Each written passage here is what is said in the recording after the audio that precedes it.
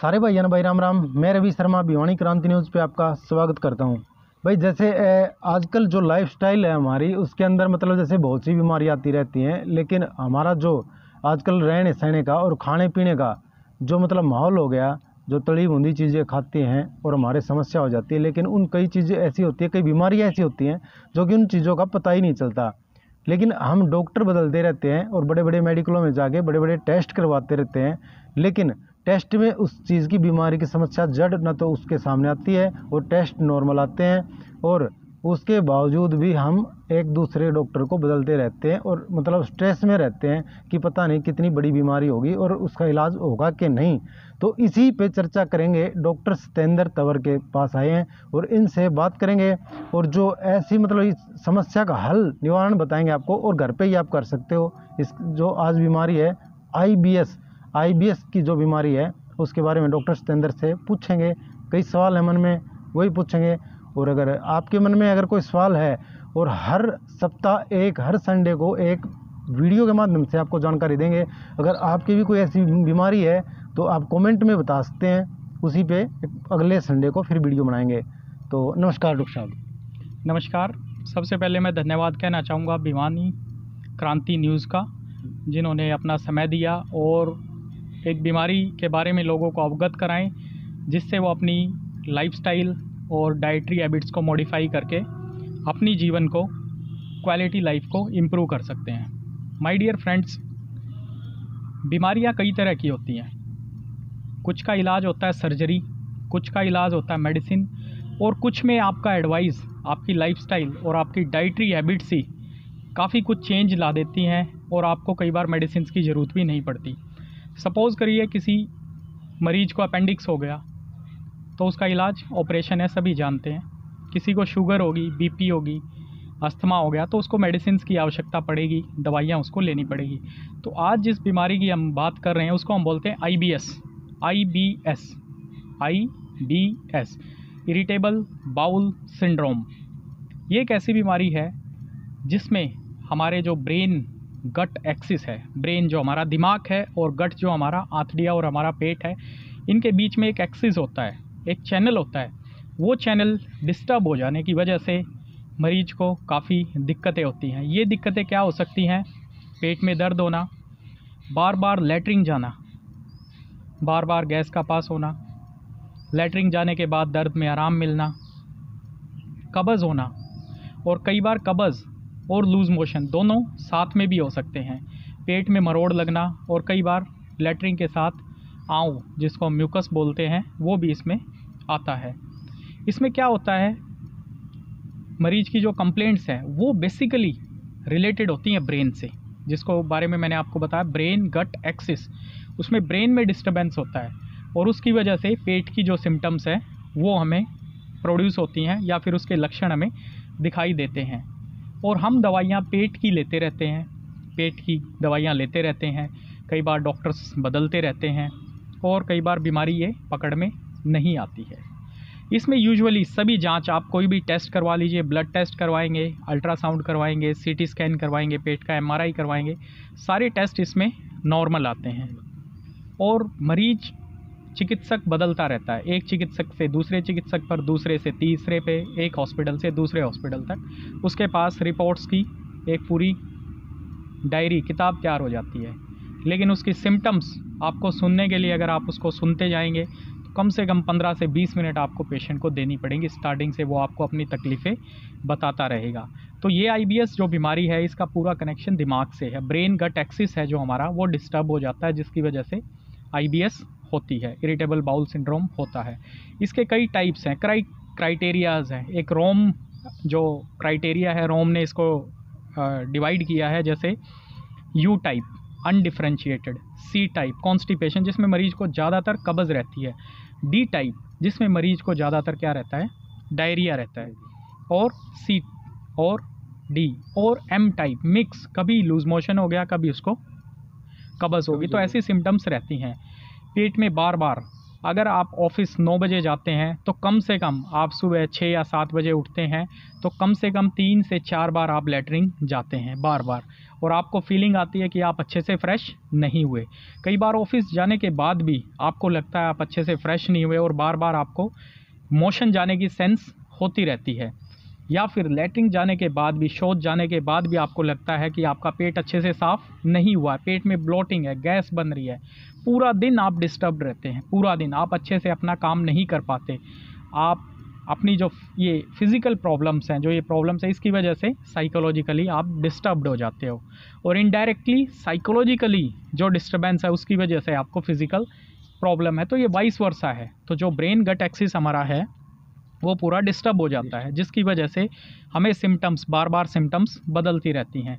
हम कुछ समय तक दवाइयाँ लेते हैं, आराम मिलता है, उसके बाद फिर से ये दिक्कत आ जाती है।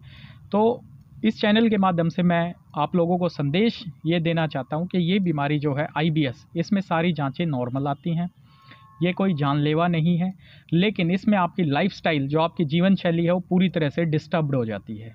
पूरे दिन आप काम नहीं कर पाते, साइकोलॉजिकली आप प्रेशर में आ जाते हैं, इरिटेबल हो जाते हैं आप फैमिली के साथ, अपने प्रोफेशनल और ये सभी चीज़ों के पास, और फ्रीक्वेंटली आप डॉक्टर्स को बदलते रहते हैं। तो इसमें आपको क्या करना है? मोस्ट इम्पॉर्टेंट इसमें रोल है मेडिसिन का। जैसे मैंने स्टार्टिंग में बताया, बीमारियां 3 तरह की होती हैं, एक में आपको ऑपरेशन करवाना ही है, एक में मेडिसिन लेनी है, एक में आपको अपने आप को चेंज करना है। और अपने आप को आप कैसे चेंज कर सकते हैं? सिर्फ 2 चीज़ों से। वन इज़ डाइटरी मॉडिफिकेशन, अपनी डाइट को मॉडिफाई करके। सेकंड इज़ लाइफस्टाइल मॉडिफिकेशन, अपनी जीवन शैली को चेंज करके। आप कुछ ऐसी बीमारियां हैं जो हम फ्रीक्वेंटली आपको नेक्स्ट संडे भी बताएंगे, इन दोनों बीमारियों से, इन बीमारियों से आप अपने आप को निजात पा सकते हैं। तो इसमें लाइफस्टाइल मॉडिफिकेशन क्या रहेगा? Get up early in the morning, do yoga, pranayama, exercise, take dietary fibre rich food, antioxidants. Fibre rich food का मतलब होता है जिसमें खाने में जैसे घिया हो गया, तोरी हो गया, ठीक है, ऐसी चीज़ें हम लें जिसके अंदर फाइबर्स होते हैं। और हमारा कुकुम्बर हो गया, जिसको हम क्या बोलते हैं? खीरा बोलते हैं। तो ऐसी चीज़ें हम इसमें लें जिससे क्या है, हमारा डाइजेशन इंप्रूव हो और हमारा जो पेट है वो अच्छे से साफ़ हो। एंटीऑक्सीडेंट्स लें। एंटीऑक्सीडेंट्स का मतलब होता है कुछ ऐसी चीज़ें जो हमें छोटी बीमारी से लेकर कैंसर तक की बीमारी से बचाते हैं। एंटीऑक्सीडेंट्स होते हैं जैसे हमारे विटामिन C हो गया, विटामिन E हो गया, तो ये हमें, जैसे आंवला हो गया, ये ऐसी चीज़ें हम इसमें ले सकते हैं जिससे हम अपने डाइजेशन को इम्प्रूव कर सकते हैं। लाइफस्टाइल का क्या रोल है? योगा और प्राणायाम करने से आपके जो साइकोलॉजिकली हार्मोनल डिस्टर्बेंस हैं वो सभी आपके नॉर्मलाइज होते हैं टू ए सर्टेन एक्सटेंट। और इसके बाद क्या है, आपका इनडायरेक्टली बॉडी जो है उसमें जो इक्विलिब्रियम है वो सेटअप हो जाता है हार्मोन्स में और आपकी जो प्रॉब्लम्स हैं उनके अंदर, और आप इन सभी प्रॉब्लम के साथ अपने आप को क्या करते हैं? निजात पा लेते हैं। तो इसमें मोस्ट इम्पॉर्टेंट क्या करना है आपको? सबसे पहले तो हमें इसको पता लगाना पड़ेगा कि कोई IBS से सफ़र है। तो जैसे कि सिम्टम्स हमने बताई, इन सभी लक्षण हो रहे हैं, आपकी रिपोर्ट्स बार बार नॉर्मल आ रही हैं, तो हो सकता है ये आप IBS से पीड़ित हो। और ये IBS आपकी कोई भी टाइप की हो सकती है, जैसा कि हमने आपको बताया। इसमें आपका डाइटरी और लाइफस्टाइल, बीमारी के बारे में मरीज को अवगत करवाना ही इसका ज़्यादातर इलाज है। उसको हम ज़्यादा से ज़्यादा लिटरेचर दें, उसको पढ़ने के लिए हम बताएं कि ये क्यों होती है, क्या कारण है इसका, कैसे हम इससे निजात पा सकते हैं। तो इसमें काफ़ी पेशेंट ऐसे हैं जो बाद में आते हैं, सर हमारी दवाइयाँ काफ़ी कम हो गई हैं और आपने जो इन्फॉर्मेशन हमें दी थी वो हमने अपनी लाइफस्टाइल में चेंज लाया है और हम काफ़ी अच्छा फील कर रहे हैं। तो डॉक्टर साहब, जैसे एक चीज़ बताइए, ये शुरुआत क्यों होती है, मतलब कैसे होती है, मतलब क्या कारण होता है इस बीमारी का शुरुआत का?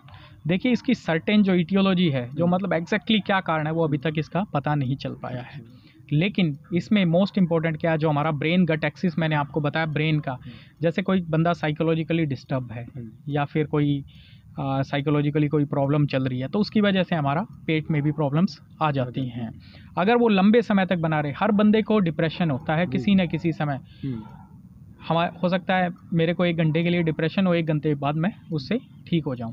अगर कोई भी चीज़ लंबे समय तक बनी रहती है तो वो हमारे शरीर में फिर नुकसान करती है, जिसके सिम्टम्स हमें फिजिकली फिर प्रेजेंट होते हैं। तो इन सभी से हम बच सकते हैं डाइटरी और लाइफस्टाइल मॉडिफिकेशन करके। तो खाना मतलब जैसे डाइट में कितनी बार मतलब जैसे खाना खाएं, सुबह नाश्ता करें, दिन में मतलब टुकड़ों में खाएं या 2 टाइम 3 टाइम? थोड़ा थोड़ा करके बार बार खाना खाएं। और ये तो टेक्स्ट में भी लिखा है, पूरा कंप्लीट भरपेट खाना ना खाएं, पेट में थोड़ा स्पेस हम छोड़ें। ठीक है। रात का खाना हमेशा हल्का लें, रात का। ठीक है। दिन में हम थोड़ा ब्रेकफास्ट है उसको थोड़ा लाइट लें। ये सब चीज़ें डिपेंड करती हैं। तो इसमें योगा मतलब जैसे कितना टाइम करें, 2 टाइम करें, 3 टाइम करें, और कितने समय कितना करें? देखिए आजकल लाइफस्टाइल लोगों का इतना बिजी हो गया है, सभी का इतना बिजी है, जिसको जिस समय भी समय लगे।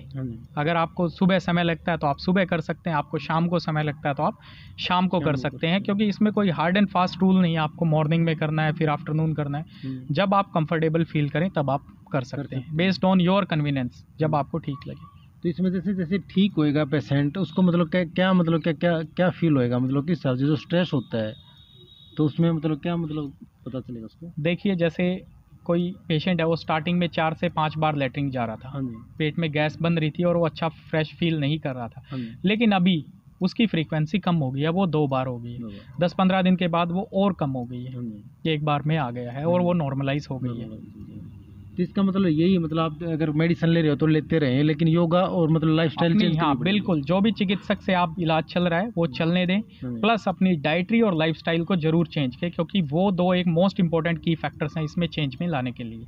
इस चैनल के माध्यम से मैं यही संदेश देना चाहूँगा, आप कहीं पर भी दिखा रहे हैं, कहीं से भी आपका इलाज चल रहा है, अगर आपको IBS की बीमारी है, IBS डायग्नोस हो गया, पता चल गया, सारे टेस्ट आपके नॉर्मल हैं, अल्ट्रासाउंड नॉर्मल है, ब्लड के टेस्ट नॉर्मल हैं, ये सारी चीज़ें ठीक हैं, तो आप अपने लाइफस्टाइल में और डाइटरी मॉडिफिकेशन ज़रूर लाएं और अपने जीवन में बदलाव लाएं। ये इन्फॉर्मेशन ज़्यादा से ज़्यादा लोगों से शेयर करें, क्योंकि इसके जो बीमारी के हैं, जो पेशेंट्स हैं, जो लाइफस्टाइल मॉडिफिकेशन की और डाइटरी की चेंज की उनको ज़रूरत है, उनकी संख्या काफ़ी ज़्यादा है। चलो, जैसे डॉक्टर सतेंद्र तंवर ने बताया, और मतलब लाइफस्टाइल चेंज करनी पड़ेगी, और जैसे आप दवाइयाँ ले रहे हैं वो लेते रहें, और योगा वगैरह करें, और लाइफस्टाइल चेंज करनी पड़ेगी। तो बाकी हर संडे को मतलब किसी भी एक टॉपिक पे, किसी भी एक बीमारी पे मतलब वीडियो बनाएंगे और डालेंगे। और आपका भी अगर कोई सवाल रह गया तो कमेंट में बता दें, अगली वीडियो में उससे जोड़ के कोई सवाल आपका ज़रूर पूछेंगे। जय हिंद, जय हरियाणा, जय भारत भाई।